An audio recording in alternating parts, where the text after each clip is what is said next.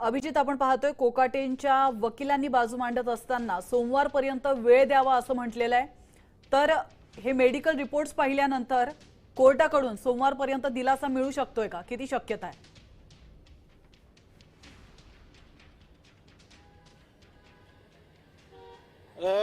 त्यांच्या मेडिकल ग्राउंडवर जर त्यांची तब्येत खरोखर ठीक नसेल आणि त्यांना या ठिकाणी उपचार घेण्याची गरज असेल तर कोर्ट या ठिकाणी त्याचा विचार कोर्टाकडून केला जाऊ शकतो। कारण नाशिक कोर्टाने माणिकराव कोकाटे यांना दोषी ठरवलेलं आहे, त्यांना शिक्षा देखील लागू झालेली आहे। त्यामुळे त्यांना उपचार या ठिकाणी लीलावती हॉस्पिटलमध्ये घेऊ द्यावेत आणि त्यांना या ठिकाणाहून डिस्चार्ज मिळाल्यानंतर मग ते स्वतःहून सरेंडर करतील किंवा नाशिक पोलिसांनी त्यांना नाशिक कोर्टासमोर हजर करावं, अशा पद्धतीचं एक प्रक्रिया जी आहे ती या सगळ्यामध्ये असू शकते। कारण जर माणिकराव कोकाटे यांची तब्येत खरोखर ठीक नसेल, त्यांना आणखी काही टेस्ट करण्याची गरज असेल किंवा आजच त्यांना जर पोलिसांनी अटक केली तर त्यामुळे त्याचा परिणाम जो आहे तो त्यांच्या तब्येतीवर झाला तर या सगळ्या पर्यायाचा किंवा या सगळ्या बाजूंचा विचार कोर्टाकडून केला जाईल आणि माणुसकीच्या दृष्टिकोनातून माणिकराव कोकाटे यांना जर खरंच गरज असेल तर त्यांना